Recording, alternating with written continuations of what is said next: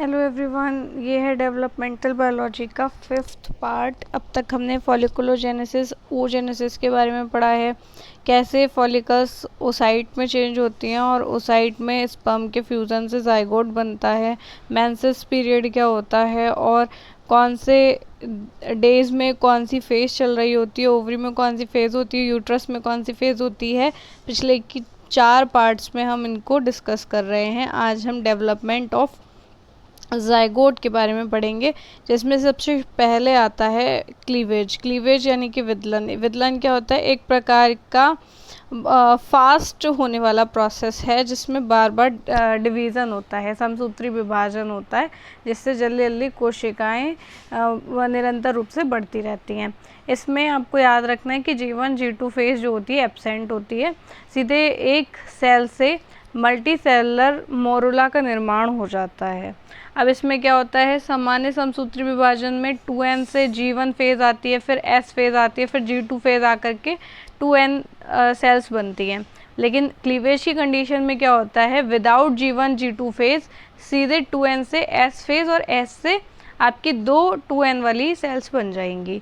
तो साइटोप्लाज्म में इसमें कम हो जाएगा क्योंकि वहाँ पर क्या हुआ है, एक ही सेल से 2 सेल्स का निर्माण हुआ है, तो साइटोप्लाज्म की संख्या जो होगी वो कम हो जाएगी। संख्या क्या हम कह सकते हैं, उसकी मात्रा जो है वो कम हो जाएगी। अब यहाँ पर क्या होता है कि आप देख पा रहे हो कि ज़ोना पेलुसिडा बाहर की तरफ लगी हुई है, अंदर एक सेल थी 2n जिसमें जाइगोट लिखा है।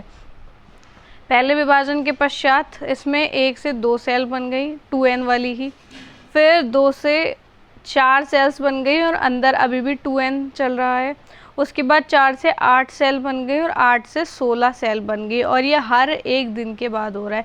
यानी पहले दिन 1 से 2 सेल, दूसरे दिन 2 से 4 सेल, तीसरे दिन 4 से 8 सेल और चौथे दिन उन 8 से 16 सेल्स का निर्माण होता है। और ये जो होता है मैच्योर मोरुला कहलाता है, जबकि 8 सेल वाला अपरिपक्व या इमेच्योर मोरुला कहलाता है। यहाँ क्या हो रहा है कि आपका न्यूक्लियर और साइटोप्लाज्म का जो रेशियो है वो लगातार बढ़ रहा है ना। न्यूक्लियर आप देख ही रहे हो कि 2n की मात्रा समान रह रही है, लेकिन साइटोप्लाज्म धीरे धीरे घटता चला जा रहा है। अब यहाँ कह रहे हैं प्रारंभिक विभाजन नियमित, किंतु बाद के विभाजन अनियमित होते हैं। मतलब पहले जो होते हैं उनमें जो कोशिकाएं बढ़ रही होती हैं उनका विभाजन एक नियमित होता है, मतलब दोनों कोशिकाएं समान साइटोप्लाज्म वाली होती है, लेकिन धीरे धीरे ये अनियमित होती चली जाती हैं। क्लीवेज में साइटोप्लाज्म की मात्रा क्योंकि नियत रहती है, और जबकि डीएनए की मात्रा बढ़ती जाती है। आप देख ही रहे हो कि जब 1 से 2 सेल हुई थी तो दोनों में 2n हो गया था, और 2 से 4 हुई तो चारों में 2n हो गया। इट मीन्स कि डीएनए की मात्रा बढ़ रही है। विदलन में विभाजन से बनने वाली सेल ब्लास्टोमियर कहलाती हैं, और ब्लास्टोमियर्स की संख्या बढ़ती है किंतु उनका साइज घटता जाता है, यानी कि उनका साइटोप्लाज्म में कम होता चला जाता है। 16 सेल का मोरुला चौथे दिन बनते ही क्लीवेज समाप्त हो जाता है। क्लीवेज की प्रोसेस सिर्फ इतनी है कि एक सेल से 16 सेल्स वाला ग्रुप बना देना, जिसको हम मैच्योर मोरुला कहते हैं। अब क्लीवेज के बाद जो स्टार्ट होती है वो प्रोसेस कहलाती है हैचिंग। हैचिंग क्या होता है, ज़ोना पेलुसिडा परत खत्म हो जाती है और ब्लास्टोसिस्ट बाहर आ जाता है। ये ब्लास्टोसिस्ट कैसे बाहर आया है, यही हैचिंग की प्रक्रिया के द्वारा बाहर आया है। प्रक्रिया जो होती है वो फर्टिलाइजेशन के 5 से 6 दिन के भीतर समाप्त होती है। इसमें लगभग 5 से 6 दिन लगते हैं।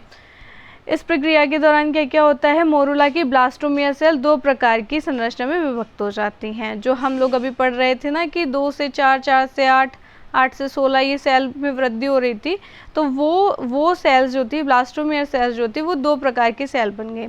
सबसे पहले जिन्होंने बाहर की कवरिंग बना ली, और कुछ वो जो अंदर का पार्ट बन गई। जिन्होंने बाहर की कवरिंग बनाई वो कहलाई ट्रोफोब्लास्ट, और जबकि जिन्होंने अंदर का पोर्शन बनाया उसे कहते हैं इनर सेल मास या स्टेम सेल्स। स्टेम सेल्स बहुत इंपॉर्टेंट है। पहले यूपीपीएससी में और विभिन्न प्रकार की जो प्रतियोगी परीक्षाएं आपकी, उनमें इससे रिलेटेड कई बार क्वेश्चन आ चुके हैं। नीट और आरपीएससी ने भी इस पर कई बार सवाल बनाया, स्टेम सेल्स क्या होती हैं, या इस पर डिफरेंट टाइप के क्वेश्चंस बने हैं। तो ब्लास्टोमियर्स जो होती हैं वो 2 प्रकार की बन गई, बाहर की संरचना ट्रोफोब्लास्ट और अंदर का भाग बन गया इनर सेल मास या स्टेम सेल। अब जो ट्रोफोब्लास्ट हैं उनके बारे में थोड़ा सा पढ़ते हैं। ज़ोना पेलुसिडा तोड़ने के लिए लाइटिक एंजाइम किस में उपस्थित होता है, ट्रोफोब्लास्ट में, क्योंकि अभी तक हम पढ़ रहे थे कि एग के ऊपर एक कवरिंग पाई जाती है जैसे ज़ोना पेलुसिडा कहते हैं, उसको तोड़ने के लिए इसके पास लाइटिक एंजाइम होते हैं। गर्भधारण के समय भी एंडोमेट्रियम परत को भेदकर इम्प्लांट करने के लिए लाइटिक एंजाइम स्रावित करती है। यानी कि जब जो मोरुला डेवलप्ड होने की कगार पर है, उस समय जो इम्प्लांटेशन करवाना है, हमें एंडोमेट्रियम पे चिपकाना है, तो उसकी परत को भी तोड़ना पड़ेगा, तो उधर भी लाइटिक एंजाइम का यूज़ होता है। HCG यानी कि ह्यूमन कोरोनिक गोनेडोट्रोफिक हार्मोन का रक्त स्राव करती है और एक्स्ट्रा एम्ब्रियोनिक लेयर का निर्माण करती है। तो आपकी ट्रोफोब्लास्ट क्या क्या काम करती है? HCG का रिलीज़ करती हैं रक्त के अंदर और एक्स्ट्रा एम्ब्रियोनिक लेयर का निर्माण करती हैं और लाइटिक एंजाइम को रिलीज़ करती है ताकि ज़ोना पेलुसिडा टूट सके और गर्भधारण के समय इम्प्लांटेशन में एंडोमेट्रियम की परत को तोड़ा जा सके। अब इनर सेल मास का क्या काम होता है? ट्रोफोब्लास्ट के 3 काम हमने पढ़े। तो जो इनर सेल मास है वो फंक्शन डेवलपमेंट ऑफ एम्ब्रियो, इसका प्रमुख कार्य होता है एम्ब्रियो का डेवलपमेंट करना, यानी कि भ्रूण का विकास करना। ये अविभेदित स्टेम सेल हैं। आपको याद होगा कि जब हमने पढ़ा था एक्स के 2 टाइप होते हैं, डिटर्मिनेट, नॉन डिटर्मिनेट, तो ये वही अविभेदित स्टेम सेल हैं जो नॉन डिटर्मिनेट टाइप के होती है, जिनसे पता नहीं होता किस कोशिका से कौन सा अंग बनेगा, और इनकी संपूर्ण कोशिकाएं संपूर्ण अंग को बनाने की शक्ति रखती हैं। तो बाद में यही इनर सेल मास ही भ्रूण के रूप में परिवर्तित होता है। अब रॉबर सेल क्या होती है? तो आप देखिए ध्यान से डायग्राम में, जो नीचे की तरफ जुड़ी हुई हैं, किससे जुड़ी हुई हैं? इनर सेल मास जो ट्रोफोब्लास्ट से जुड़ा हुआ है, उन नीचे की सेल्स को हम राउबर सेल्स कहते हैं। ध्यान से देखिए, ब्लू और पिंक पार्ट आपको जुड़ा हुआ जहाँ पर दिख रहा है, उसको हम राउबर सेल्स कहते हैं, लिखा हुआ भी है। वे ट्रोफोब्लास्ट जो इनर सेल मास से जुड़ी होती हैं और हैचिंग के पश्चात इन्हें ब्लास्टोसिस्ट बाहर आ जाता है, जिसका गर्भाशय भी एंडोमेट्रियम परत पर रोपण हो जाता है या इम्प्लांटेशन हो जाता है। अब यहाँ पर शॉर्ट पे लिख दिया, zona pellucida lytic enzyme, HCG hormone और पोषण में सहायता करने का काम ट्रोफोब्लास्ट का है, और इधर इनर सेल मास जो है एम्ब्रियो में डेवलप्ड हो जाएगी। ध्यान से देखिए, zona pellucida by lytic enzyme को तोड़ दिया है ट्रोफोब्लास्ट ने, हैचिंग हो गई। हैचिंग के पश्चात जो स्टेम सेल्स यानी इनर सेल मास था वो कैसे बाहर निकल आया? ब्लास्टोसिस्ट के रूप में आप देख रहे हैं। और अब ज़ोना पेलुसिडा हट चुका है, ट्रोफोब्लास्ट बची हैं। अंदर की जो खाली जगह है जहाँ पर कुछ भी नहीं है, उसको हम कहते हैं ब्लास्टोसील, ठीक है। और इनर सेल मास और राउबर सेल्स आपको दिखाई दे रही हैं। अगर कभी गलती से ये हैचिंग के समय 2 भागों में विभक्त हुआ है इनर सेल मास, तो फिर क्या होंगे? तो फिर जुड़वा बच्चे पैदा होने की संभावना रहती है, क्योंकि आपका जो इनर सेल मास था उसमें स्टेम सेल्स थी, वो 2 भागों में विभक्त हो गई, तो उनसे 2 शरीर यानी कि जो आपके ट्विन्स होते हैं उनकी उत्पत्ति हो सकती है। Cleavage on the basis of division, कितने प्रकार का क्लीवेज होता है डिवीज़न के आधार पर हम लोग देखते हैं। तो भाई क्लीवेज जो होता है वो 2 प्रकार का मुख्य रूप से होता है विभाजन के आधार पर। एक होता है पूर्णभंजी, एक होता है अंशभंजी। पूर्णभंजी यानी कि होलोब्लास्टिक, अंशभंजी यानी कि मीरोब्लास्टिक।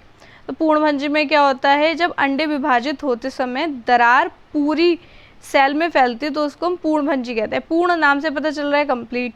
तो जो क्लीवेज का मतलब क्या है? जो फेरो बनी है, जो दरार आई है, वो पूरे भाग में आएगी, कोशिका के पूरे भाग में आएगी, तो उसको हम पूर्णभंजी या होलोब्लास्टिक क्लीवेज कहते हैं। जबकि ऐसा विदलन जिसमें विभाजन के दौरान जो आपकी फेरो या दरार बनी है वो पूरे भाग में ना आकर कुछ भाग में आती है, तो इसको हम अंशभंजी कहते हैं। ऐसे जो विभाजन होते हैं उसमें यौग की मात्रा ज़्यादा रहती है अंशभंजी टाइप के विभाजन में। एग्जाम्पल्स की बात करें तो जो हमारे पक्षी हैं, रेप्टाइल्स हैं, बोनी फिशेज़ हैं, उनमें अंशभंजी टाइप का होता है। अब पूर्णभंजी को यानी होलोब्लास्टिक को भी हम 2 पार्ट में डिवाइड कर सकते हैं, समान पूर्णभंजी और असमान पूर्णभंजी। समान पूर्णभंजी क्या होते हैं? समान पूर्णभंजी वो भाग है या वो टाइप का विदलन है जिसमें विदलन के पश्चात जो सेल होती हैं वो सममित विभाजन के कारण समान साइटोप्लाज्म से भरी होती हैं। यानी जितने विभाजन होंगे उस कोशिका में बराबर मात्रा में साइटोप्लाज्म जाएगा। लेकिन जो असमान पूर्णभंजी होते हैं उसमें किसी कोशिका में ज़्यादा साइटोप्लाज्म और किसी में कम साइटोप्लाज्म जाता है। इसे अनइक्वल होलोब्लास्टिक क्लीवेज कहते हैं। किस में होगा अनइवन टाइप का? तो ये मोलस्का में हो सकता है। और आपकी जो लोअर कैटेगरी की या लोअर हम कह सकते हैं जो फिशेज़ हैं, निम्न मछलियाँ हैं, उनमें हो सकता है, एम्फीबियंस में हो सकता है, सिफेलोपोड्स जैसे कि ऑक्टोपस वगैरह में होगा। जबकि हार्डमेनिया, मेटाथीरियन मैमल्स और यूथेरियन मैमल्स में आपका कैसा होगा, समान पूर्णभंजी टाइप का होगा, जिसमें बराबर बराबर मात्रा में साइटोप्लाज्म गया है। या विदलन ऐसे एक्स में होगा जिनमें यॉक कम होगा। तो आप जानते हो, आपने पहले ही पढ़ रखा है, मेटाथीरियन और यूथेरियन मैमल्स जो होते हैं उनमें यॉक की मात्रा बहुत कम होती है। यॉक तो जो होते हैं आपके जो आपकी रेप्टाइल्स हैं, बर्ड्स हैं, इनके जो एग्स होते हैं उसमें यॉक की मात्रा ज़्यादा होती है।